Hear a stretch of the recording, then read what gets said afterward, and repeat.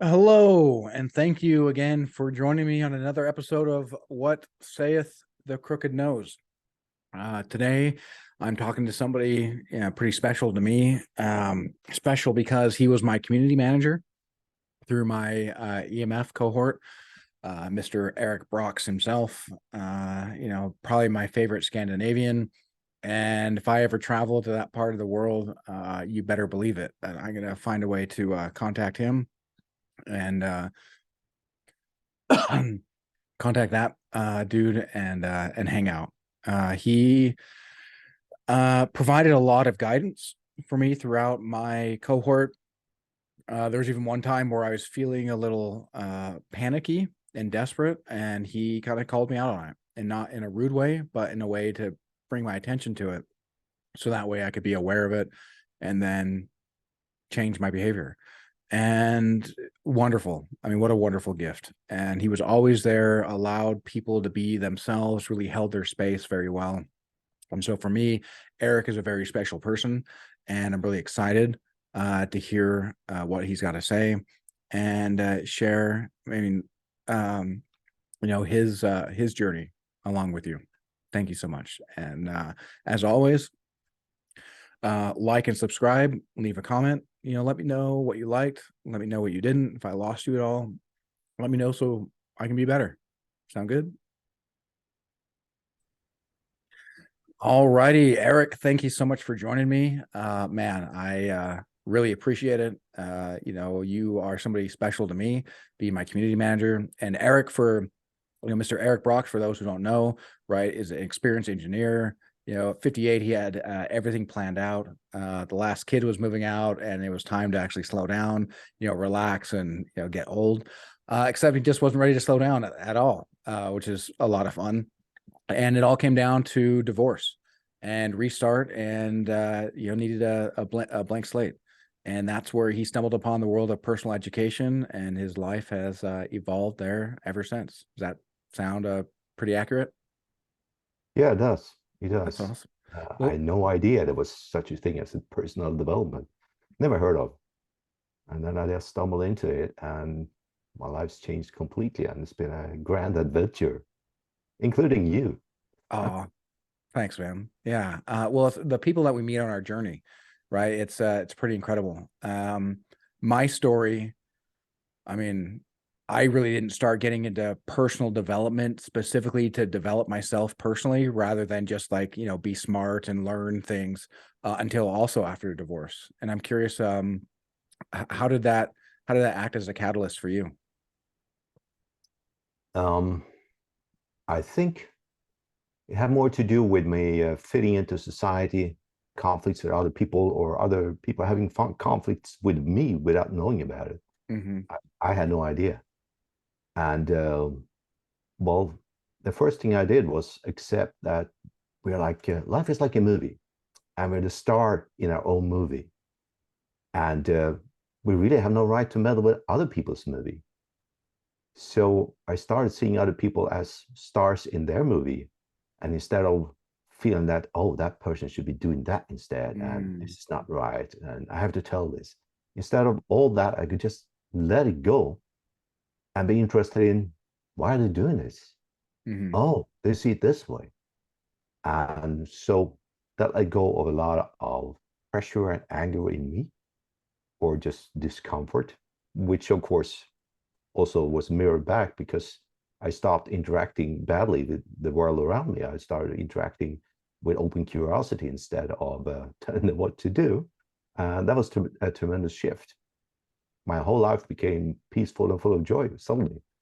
And at what, 59, I finally understood how people in the world works. And about time. And so your whole life kind of became filled with peace and joy. What was it before that? Hard work. I Mm. was really good at work. I was good at satisfying my customer and promoting my boss.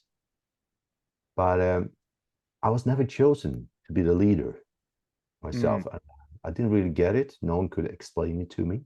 They said nothing was wrong, but apparently something was wrong. And this happened in place after place where I worked.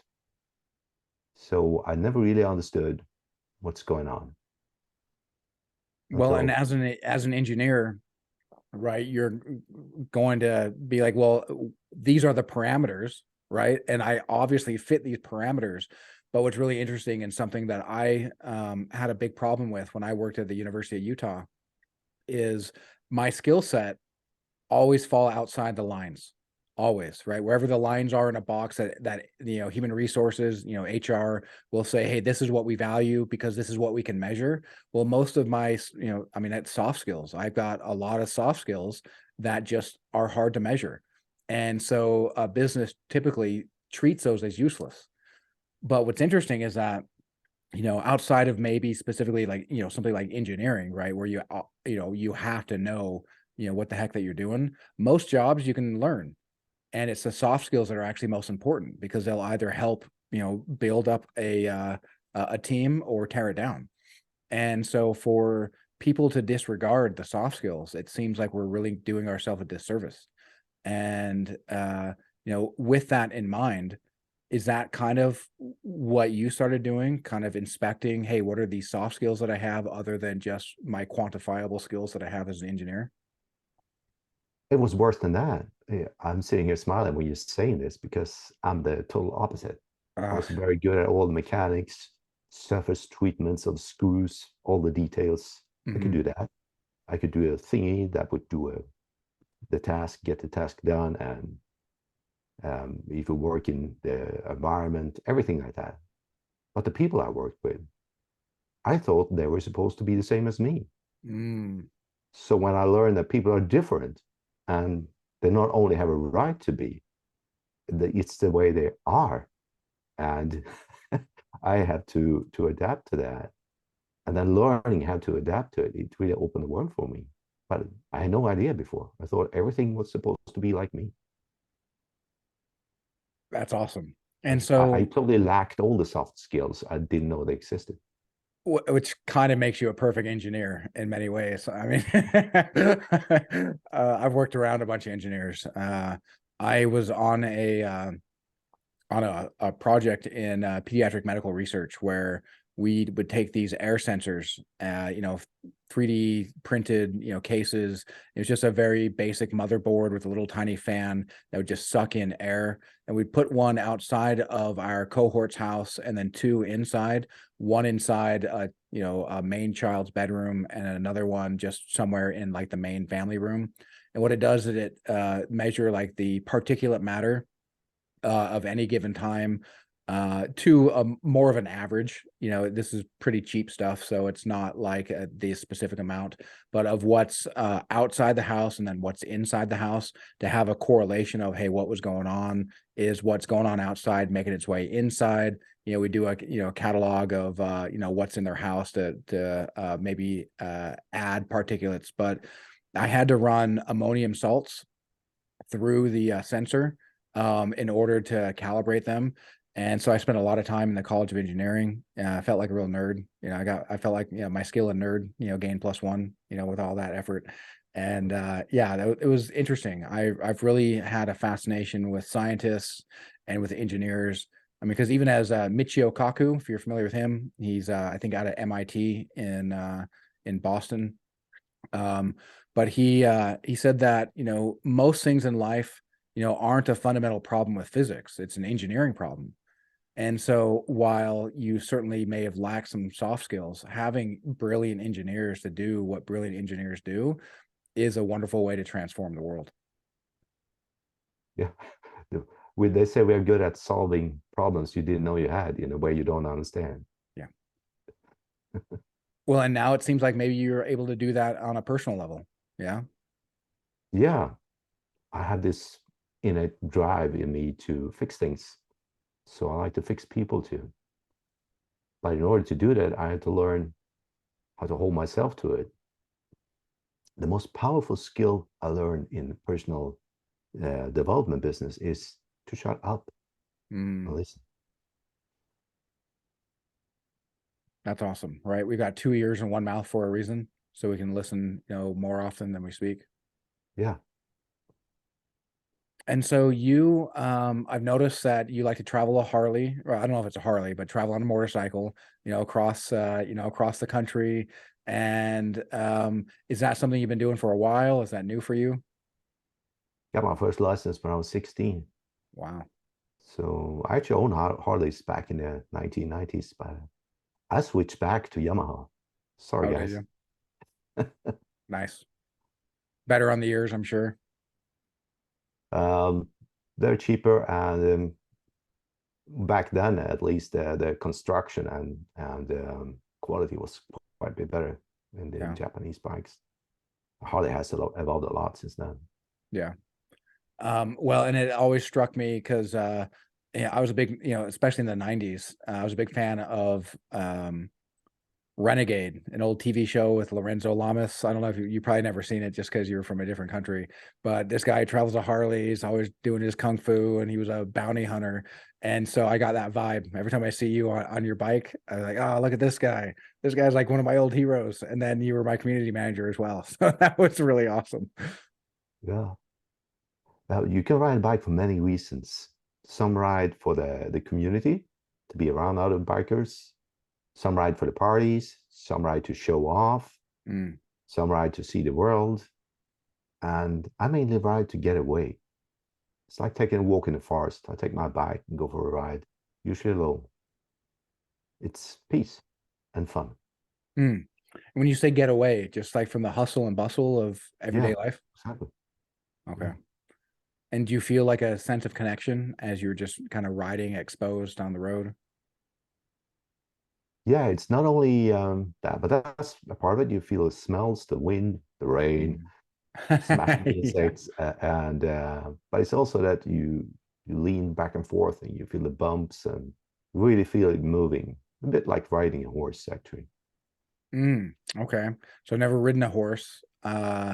I've been on top of one right as a kid, but I could see that. I could see how it almost becomes part of you and responds to Exactly. your movements. Yeah. Okay. Yeah, that's cool, And man. you mentioned it, we don't use the steering much. We ride with our body weight, Yeah. the balance. Yeah. Huh. That's rad. And so what are you doing now? You still doing engineering things? Are you teaching people this self-development? You just traveling the country because it's awesome?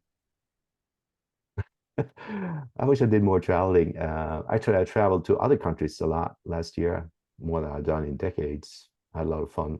He took me to the EMF festival and Peter Sage's 50th birthday on Tenerife in Spain. And then I went to Berlin to see one of my co-graduates from EMF 13. Nice. And then I went to Cyprus to the Millionaire Business School. Yep, saw you there. And I spent Well, Christmas in Lisbon, Portugal. wow, man, that is a lot of traveling. That was all last year. That was all last year. And just before that, I went to Poland to another friend's 50th birthday. Wow, awesome, man. Okay, so you're traveling all over. And is that something that even if you're not going to travel to, 4 or 5 different times in a single year, do you think that that's something that you'll probably keep up, just traveling, visiting friends Yeah. abroad? I don't need to plan. The universe plans for me. Now I last week I got an invitation to Australia in June. What? That's I've never awesome. been there, and I always wanted to go ever since I was a kid. So you go all the way to Australia, you don't stay for 2 days. I mean, it's got to Yeah. be a month or something. Yeah. Yeah, you and me both, man. I've always wanted to go there, especially as a kid as well. Mhm. And so I'm hoping as a part of my interviewing different people from EMF and pulling from our community, that same thing. I'm kind of hoping the same thing that the universe will just plan for me, like, hey, let's get you traveling because I can feel the bug building. I can feel it building, and I have an idea of where I want to go, but I haven't quite found the right invitation to get me going yet. And so we'll see. I expect I'll be doing some traveling in Asia, some in South America, and I certainly would love to go down under. I'd love to go to New Zealand too. I'm a big nerd for Lord of the Rings. Yeah. and to go see like Hobbiton, like where they did all that, like squee, right? That'd be very Yeah. exciting for me. Actually, I had two buddies that visited that separately in the last few weeks. Oh, really? That's One so lives awesome. there, and the other one is visiting from Scotland. And Wow. yeah, I'd love to go too. I'm a big fan of them, of those movies. I was totally blown away when they came. You know, I When it comes to traveling, uh I know you meditate quite a bit and yeah, deeply, just tell the universe, I want to travel. Where am I going? man, that's such a good point. That is such a good point. And then allow it to be made manifest in a way in which I could never imagine. Yeah, life's a great adventure. Yeah. Well, and what's so fun about these conversations is that I'm in a position where I can kind of reflect back to somebody else their thoughts and like, oh my gosh, exactly what I was thinking. And now here you are doing me the same, that same, giving me that same gift and doing that same service, which is a little bit more maybe eventful or special because, right, I mean, that was kind of the role that you put yourself in as the community manager within my cohort. And so it's fun to see that the master is always mastering and helping others. Maybe I learned a few things. Yeah, I just invited you to put it into your meditation, Yeah. right? Yeah. And as for me, all these places I traveled, from Poland to Tenerife to Berlin, Cyprus, Lisbon, and then maybe Australia, those are no places that I chose. I want to go there. Mm. I got the incitement from somebody else. All of them. That's how And you make an adventure happen. how long had you been wanting to travel to these places? I don't really know what happened, but in my marriage, when we had kids, so we just stopped doing Mm. things, and not doing things became far too much of a habit. But yeah, my boys were not easy to handle when they were small. They were very, very loud and had their own will. I don't know where they got that I know, right? from. But now as grown-ups, they are very gentle people. Well, we kind of need to go through that.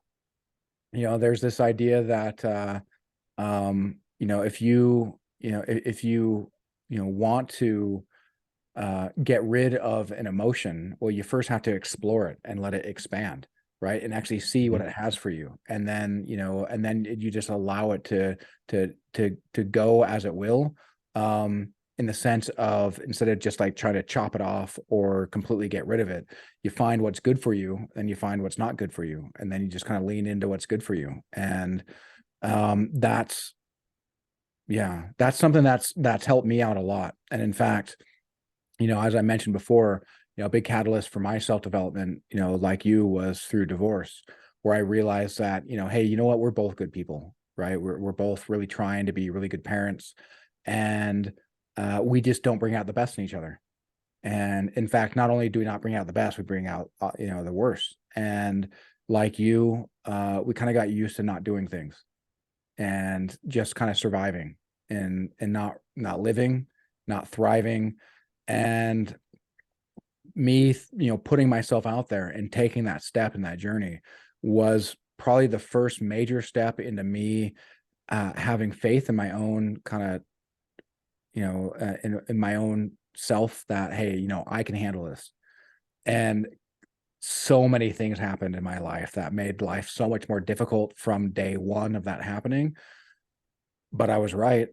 I could handle it. I didn't know that I could. I didn't think that I could at the time, but I was forced to figure it out.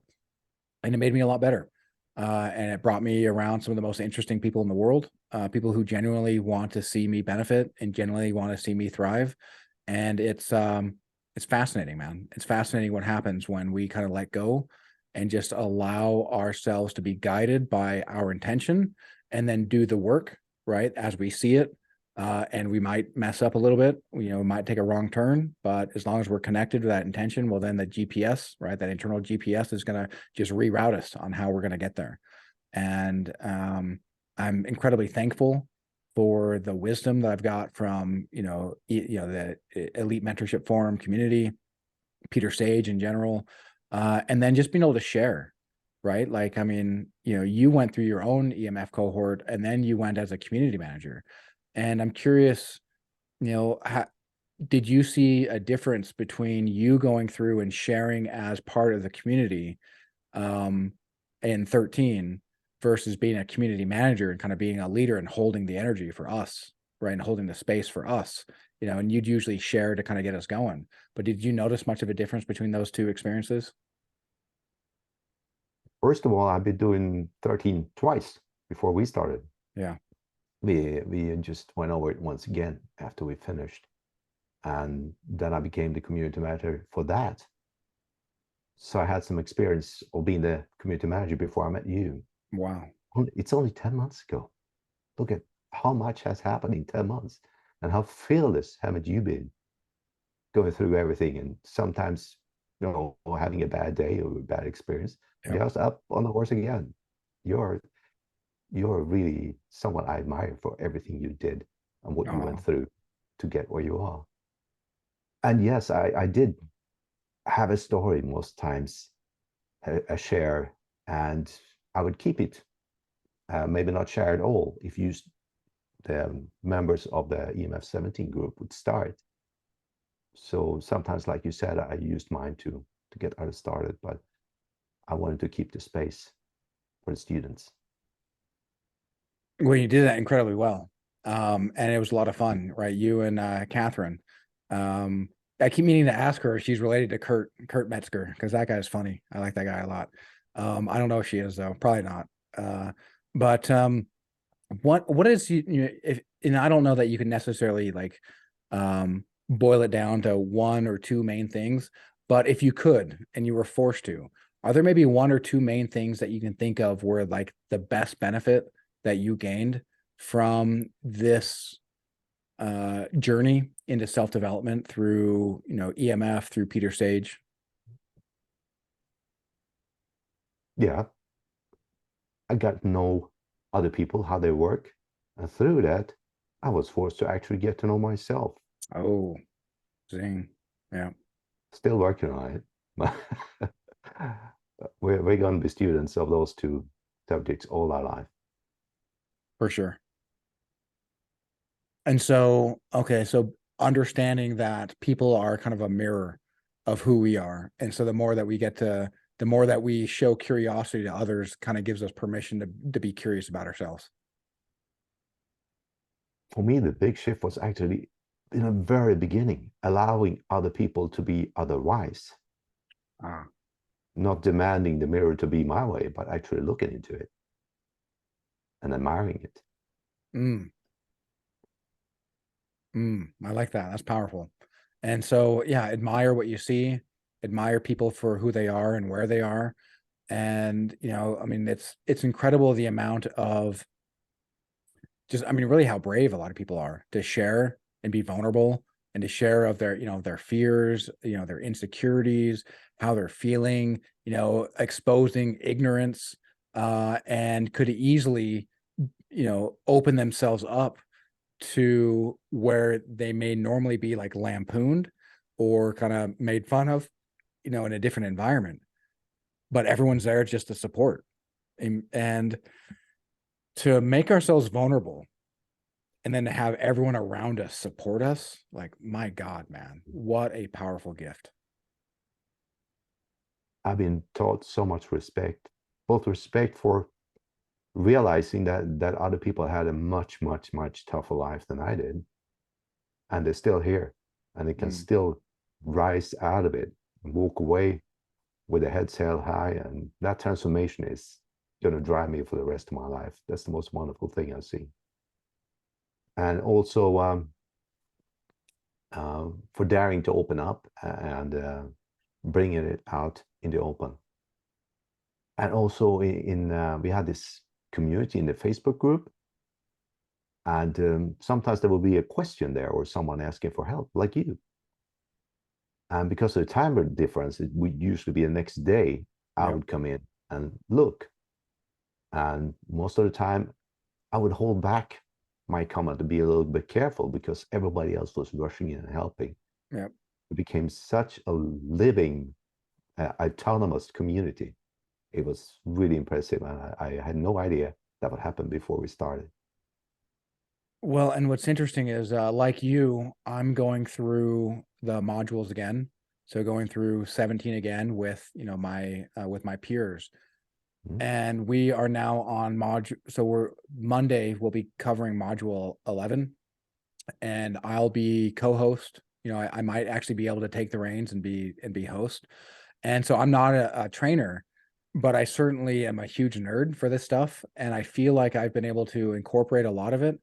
And the more I'm able to kind of play with the ideas, the more I realize, holy crap, I actually know a lot of this. And the more that I realize that I know, the more that I allow it to actually guide my life. And the more that I allow it to guide my life, I mean, the happier I've become. And if I were to answer the same question that I posed you, is there one main area, right? If I had to boil it down, is there one main area that was the greatest benefit? It would probably be the ability to have certainty within myself to deal with the complete uncertainty in the rest of the world, because my God, I've dealt with a lot of uncertainty. and and for so long I had such a need to control, such a need to try to control my outer environment. And it only made my life worse. And now that I found that certainty within myself and allow life to be as it is, life is only getting better, and it's only giving me more reasons to be happier, to feel more connected, to feel more grateful. And like, holy crap, man. Yeah, exactly. I I fully resonate with the whole journey there. Don't need to be certain anymore. I probably should have mentioned that, but I forgot about it because it's so obvious to me now. Yeah. It's there every day. I'm never worried, really. Well, and that's even little things, like I used to be so concerned about punctuality and showing up on time. Like, oh, I need to be there on time, and like, beat myself up even if I'm like 5 minutes late to something. And there's a lot of traffic taking my son to school this morning, and I had a meeting, with a client first thing in the morning, and I was like, well, you know what, I'm pretty sure I'll make it, but if I don't make it, it'll work itself out, right? I'll be able to, send them a message and just let them know that I'm running a little late, and it'll be okay. Um, and I didn't need to worry about it. And then once I let that go, well, then, like, within a couple of minutes, traffic went from dead stop to actually start moving again, and I just happened to be in the lane that was moving the fastest, right? And it's like, oh, sweet. Yeah, All right, I love it. happens every time, but we lower the importance. Yeah. I don't know And how many planes I caught. If I'm late, the plane's late. wow, I love it. Hey, we can't leave without Mr. Brox, right? That's what's up. And I guess. so you've traveled to a lot of different, locations. You've even went to, Peter's birthday. What was that like? Like when you showed up and just saw all these other people that were just kind of celebrating life and were looking to be their greatest personification of themselves all in one place. Like, what's that like? Well, all these people I'd seen in meetings like this for so many months, and I thought I knew so well. When you add the physical dimension, there becomes so much more. It was such a hugging party. I bet. There were maybe 300 of us staying in two hotels, and most of us went to Peter's party. The house was full everywhere, and well, there was this big queue moving in slowly, slowly, slowly, meeting Peter and Hmm. hugging and talking. And while I was in that queue there, Archie showed up with a bowl. It was soaking wet from drooling. You know Archie? His Yep. one of Yep. his dogs, the playful one. This little So Jack Russell. yeah, so we entertained each other for quite some time there. And now it was a marvelous day. I was meeting people I never met before, lots of them. And many of those connections have built into something more afterwards. because we already met, so we recognize it. Yeah. And also, I met so many people that I had met in Zoom calls. And well, most people are quite a lot more impressive when you meet them in the real life. And meeting Pete is also very inspiring because he's talking very fast in the study material, and he's very articulating and teaching because he's done that since he was a young teenager. But when he's relaxed and himself, he's just a guy, just like he says. Yeah. It's so real. Yeah, really warm person to meet. I really like him. Well, and so I had a conversation with Chris Mate. I don't know if you know him. Very Okay. well. So That's why I met in Berlin. oh, really? Yeah, dude, that Yeah, guy, I like that guy a lot. And so I had him on the podcast. The episode hasn't aired yet. Yeah, it's still scheduled. But he mentioned something that I really like, and how Peter is like, look, I want to be able to help you find your best self, but I don't want to be your savior. You can do that. You can be your own savior, right? I'm going to step out of the way and let you take the reins to be the star of your own movie, and not constantly compare yourself to who I am. And what a brilliant display of humility.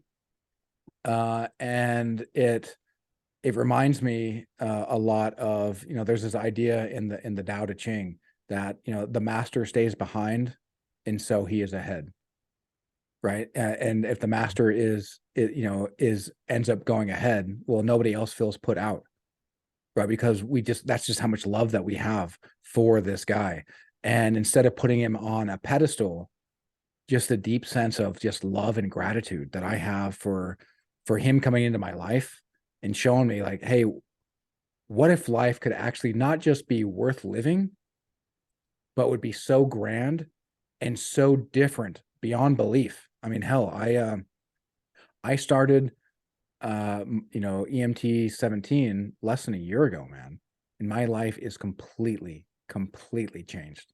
I mean, and it's yeah, and I'm curious if you felt the same thing. I feel like I've almost lived like 3 or 4 years compressed in this last year. absolutely. Absolutely. I get goosebumps every time I think back a year. It's been that amazing. The most fantastic year of my life, maybe. Mm, Sorry, mm, sons. Yeah.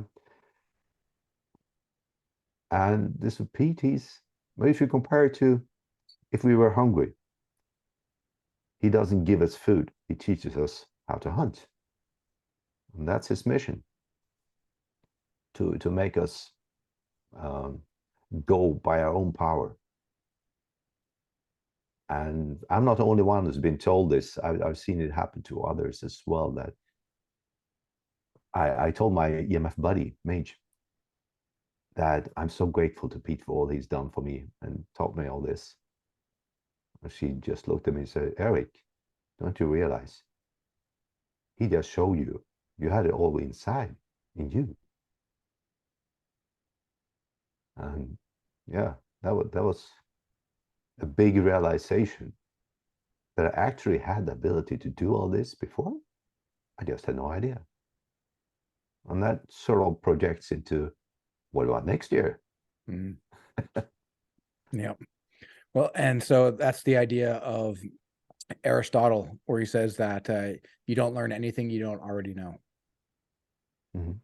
And the heart knows that you've got it, but the problem is the mind is so convinced of its own brilliance, and Yeah. it's so easy to get caught up in here and be like, well, that doesn't make sense, therefore I'm going to rob myself of the experience. Right? Not that's not necessarily how we would think, but that's what we do. We rob ourselves of experiencing life because it doesn't make sense, and since it doesn't make sense, we don't try it. The problem is there's so many variables, even the smallest experience, that when we go out and we actually experience life, we'll find, well, making sense is like the least important thing when it comes to experiencing life. It's like, does it feel right?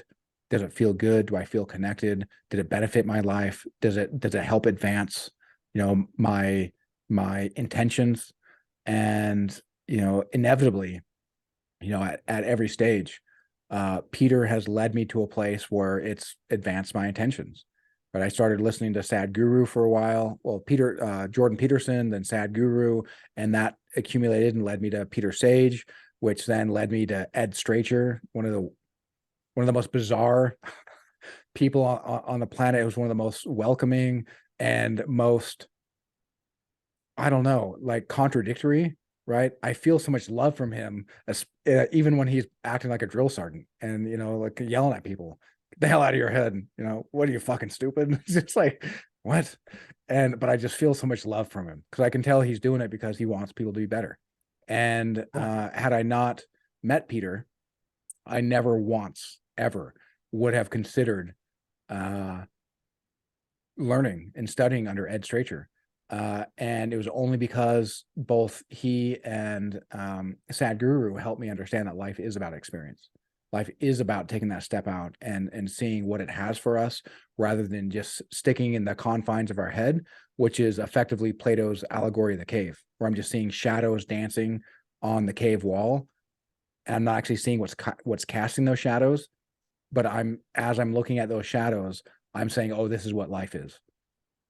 Well, Peter really helped me crawl out of the cave and be like, oh my God, life is so much more. Yeah. And it's amazing how life is nudging us a little bit here and there and placing people into our life that will prepare us so we can accept the next person that shows up. Mm. I I wasn't really prepared when I met Ed Stracher. That was a mouthful. He can be like that. Yeah. But through you, I've seen so much more of him. So, well, who knows what happens next time I meet him? Yeah. If I do. Well, that's awesome, man. I'm glad that I was able to help you see a bigger depth there. Because Mhm. I have you ever seen the movies Kill Bill? Kill Bill one or two? Started. Okay. So these are, they came out in the early 2000s, and there's one specific Kill Bill 2 that has Uma Thurman studying under this martial arts master, Pai Mei. And Pai Mei is a royal dickhead, just a straight up dickhead. But the thing is while he looks like that he's rude just for the sake of being rude, he's rude because he doesn't want to hear your excuses. He doesn't want to hear why you're holding yourself back. He wants you to do it, tells you to do it. He's not going to tell you to do anything that you can't do. And then when you prove it, like, in the movie, you could see how proud he was when Uma Thurman actually started doing it. And I feel like Ed Stracher is in many ways like a Pai Mei. And so having the ability to ground myself in like these pop culture references really helped me understand, oh, Ed actually loves me and Ed actually wants what's best for me. And he's not trying to be rude. He's just trying to, let me know, the idea that, thoughts weaken the mind.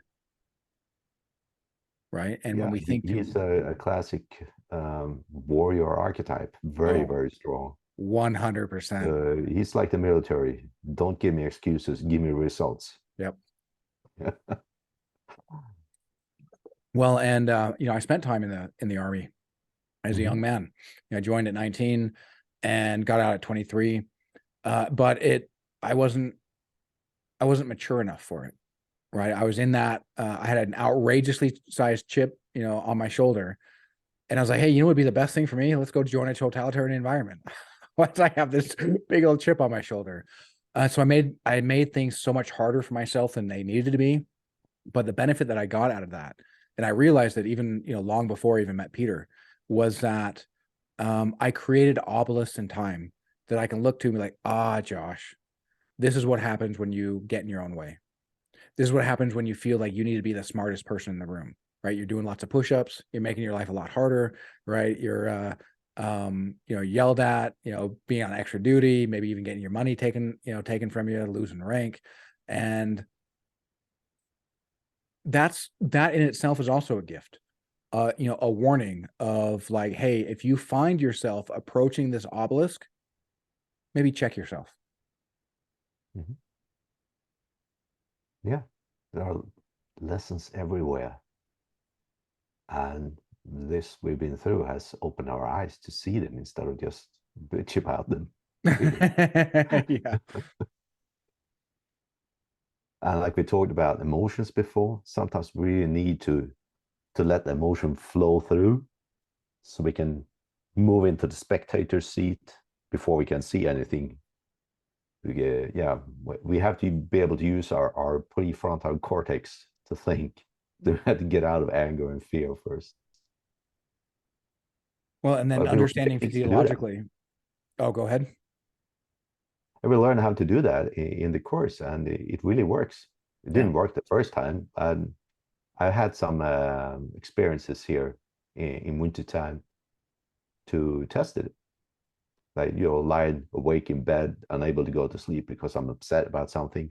And then, oh, maybe I should try that exercise. And I try to let it flow through, and then I can see this and that, and just peace, go to sleep. That's Works. awesome. Yeah. I have found that throughout my life, there were so many sleepless nights because of the same thing. I would just beat myself up. I would just play different scenarios constantly. Couldn't get my mind to relax. Now I can really relax my mind, but more than that, I can I can get in touch with like the greatest sense of gratitude before I go to sleep. And when I first wake up, even if my sleep wasn't that great, right? Even if I wake up tired, I can just immediately open up my Taurus and just open up and just feel. Just yeah, I'm still laying down. Like I just like my alarm just went off and like, hey, I gotta get up. Well, I'll just feel this sense of gratitude. And to be able to start the day off and end the day off in that way, I mean, that's powerful too. Really calibrating to like, hey, how do I be my best self? Well, let's be grateful for what I have and see what else, the universe is willing to give me because I'm showing respect and gratitude for what I have.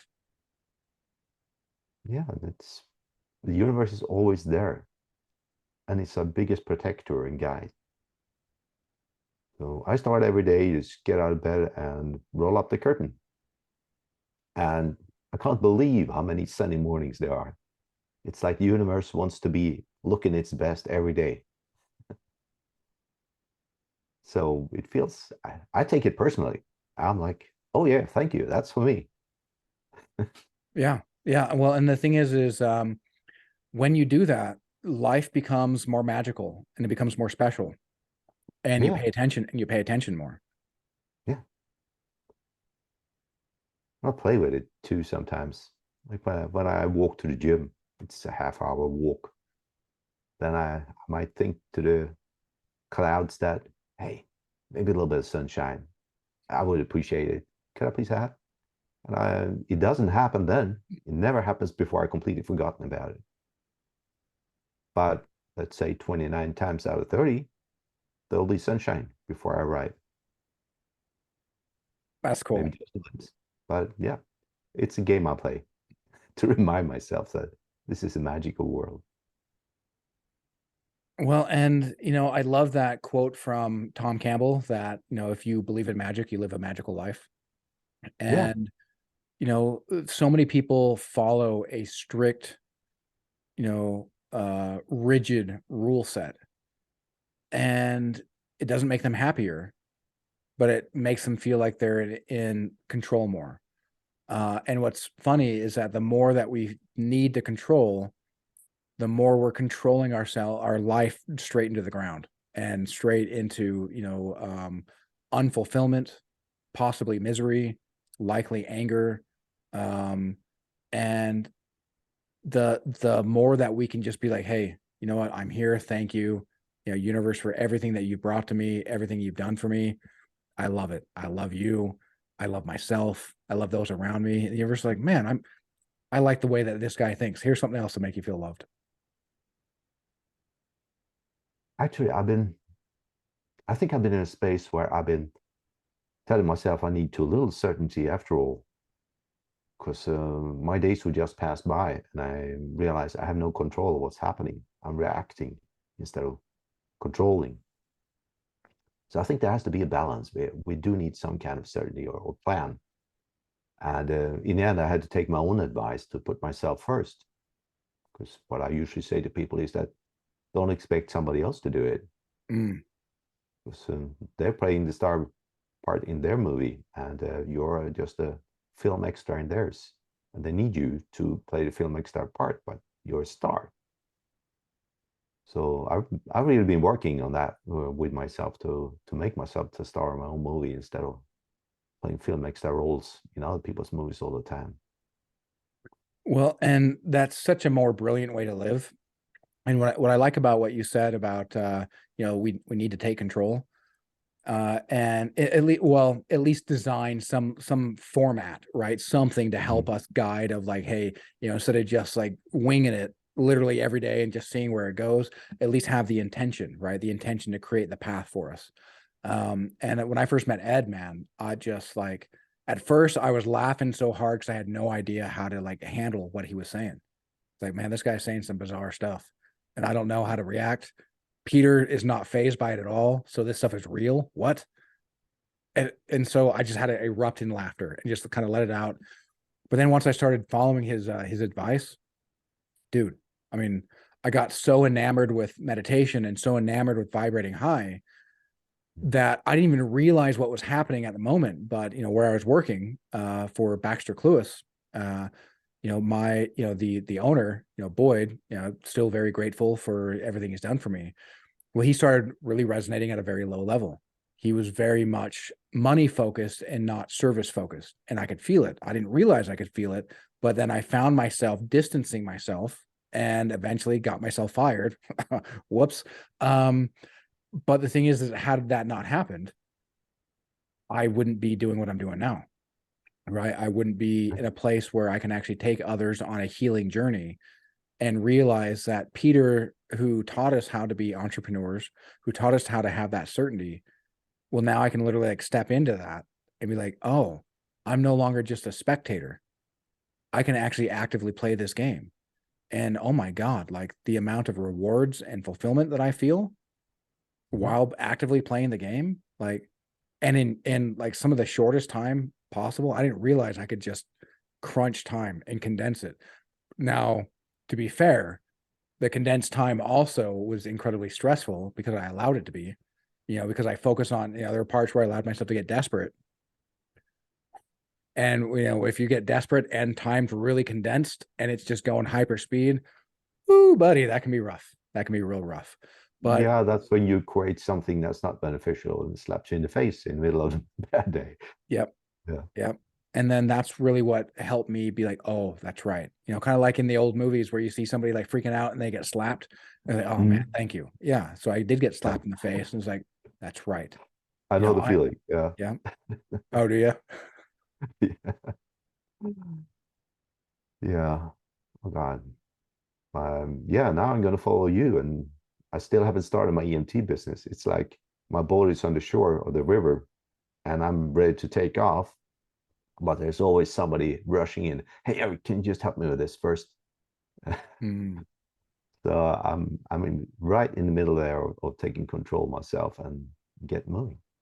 Well, and I'm hoping that a benefit that I can help others with, especially EMTs or people who are in like some sort of life coaching, is that when I interview people who are part of our peer group, part of it is selfish because I mean we're some of the most interesting people that I can imagine.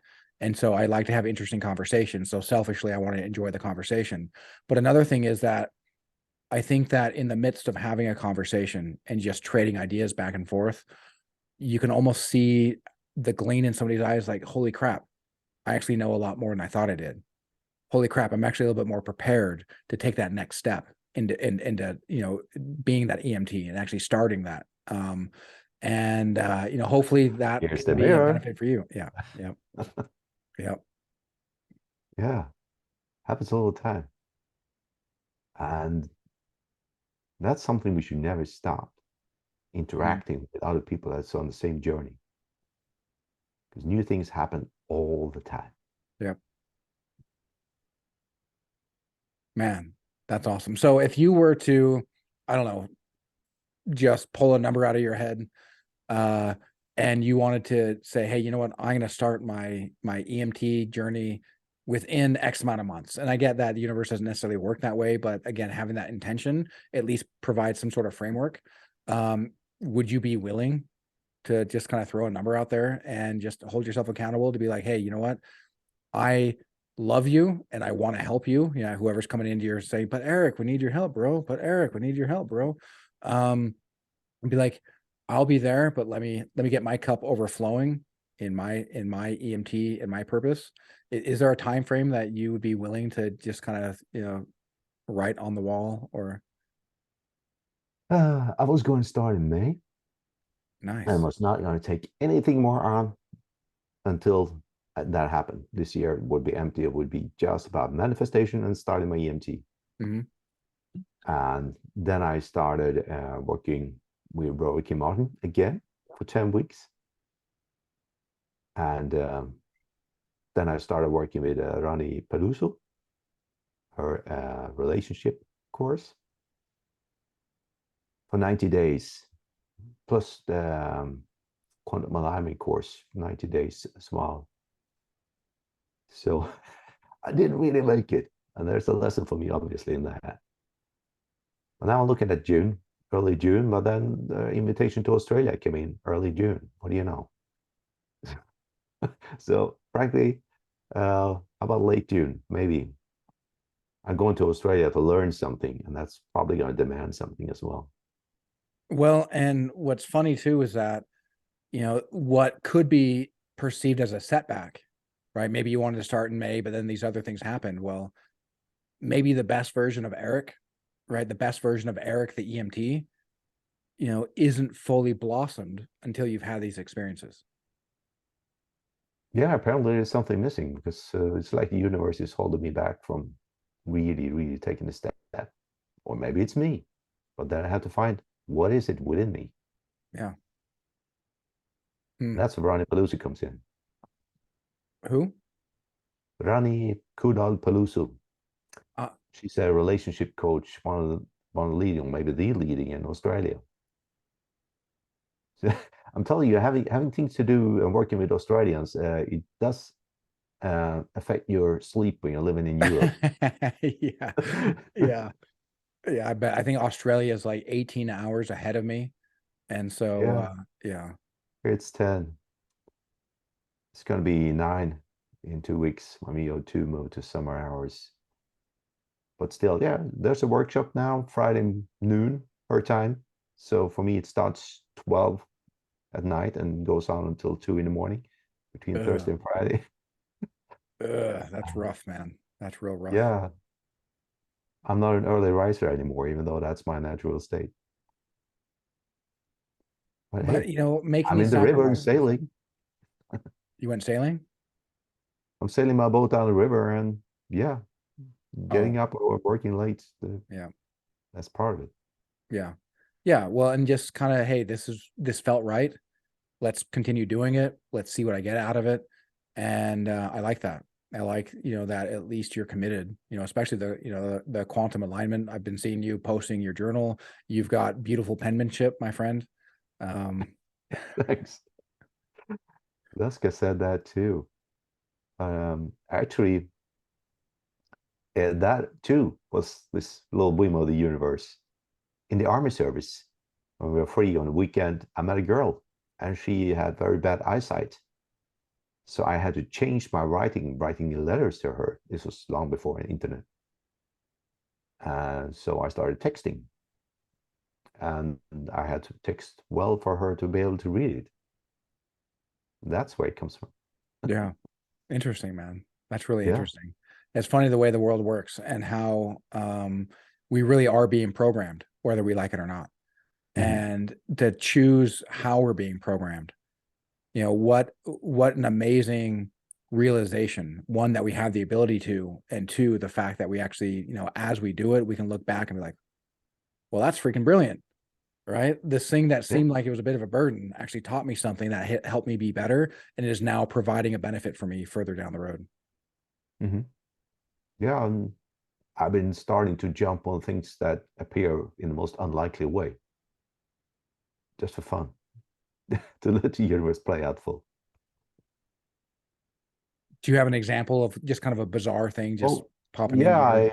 I was in a not really a relationship, but what could be a relationship. Many late night talks with a woman in Mhm. December, and one late night we must have been talking until 2 in the morning on a Monday, because at 2 in the morning I got from her a text: "Are you joining Ronnie's course?" And I'm like, "Who's that? What?" And then this Zoom link came up, so I clicked on it. Luckily, the camera was off because I was naked in bed. And suddenly I was in the meeting, and it was this 5 day or 5 night course for me, about relationships and how we screw up and what to do instead, and how we are different types, how we can cater to different types, and so on. Mhm. And it was great, and it was free, but it was 5 nights, and that's how I met Ronnie. Just a Zoom link, and whoops. So Fully exposed and vulnerable. yeah, it was so unlikely, and well, she was impressive. So I actually contacted her back in later personally in December, and I did course again in January and again in February, and it's Dang. changing all the time. So now I'm part of helping her evolving the course, Wow. and I Okay.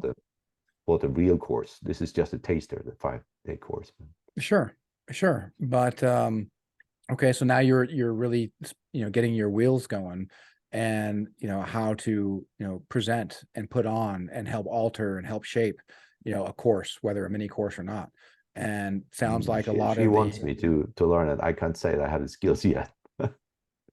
well, it sounds like the skills necessary for to be a great EMT as well is to go Yeah. through and think about how to help others, how to expand the knowledge, how to help people come to it and be benefited the most. Hmm.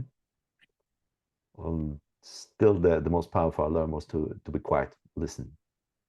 Mm, Because when you listen to a person talking for a while, then the way this person is seeing the world and themselves and what they need will be presented. yeah.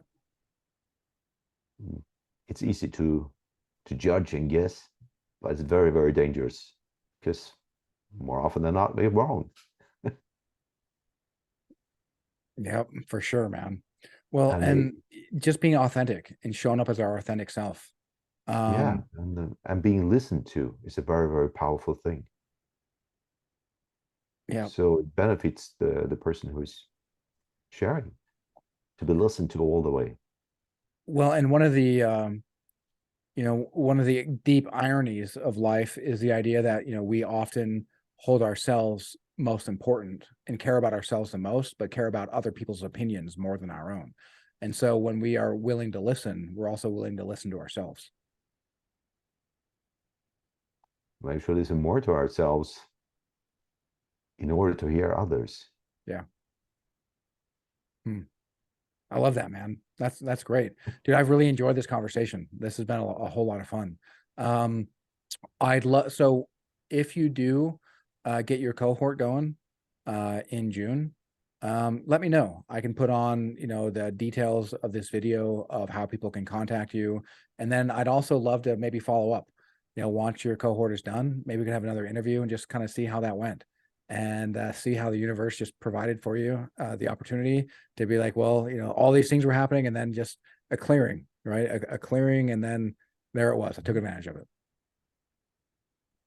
You might be invited to as a guest speaker in extra meeting. We'll Oh, see. I'd be honored. That would be fantastic. Um, any any final words that you'd like to share? Well, enjoy the adventure and stay amazing, like PTU say. Yeah, yeah, I love it. That's great. Enjoy the adventure. It just be true to yourself, right? Allow yourself the dignity to learn from mistakes, right? A mistake is only truly a mistake if we don't learn from it, right? Without Mistake mistakes, or we don't learn much. So just be grateful that were given a lesson, and pick yourself up and go on. Yep. Yep. Yeah. And another pop culture reference, right? Thomas Wayne reaching down a hand to help Bruce Wayne up after he fell. Bruce, why do we fall? So we can get back up again. Hmm. Yep. Yeah. Well, sir, this has been incredible. You are inspiration. You certainly helped me. I loved seeing your smiling face.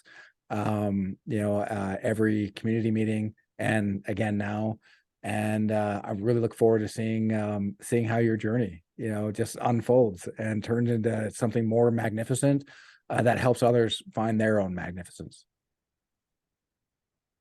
Yeah. And I want to thank you for everything you taught me when I was your community manager.